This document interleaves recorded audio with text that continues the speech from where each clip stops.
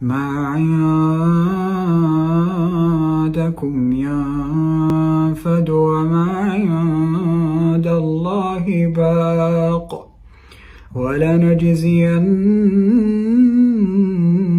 الذين صبروا أجرهم بأحسن ما كانوا يعملون من عمل صالحا من ذكر أو أنثى وهو مؤمن فلنحيينه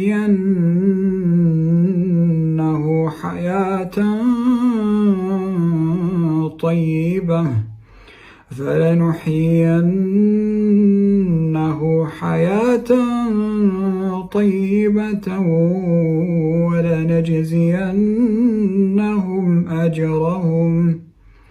ولنجزينهم أجرهم بأحسن ما كانوا يعملون.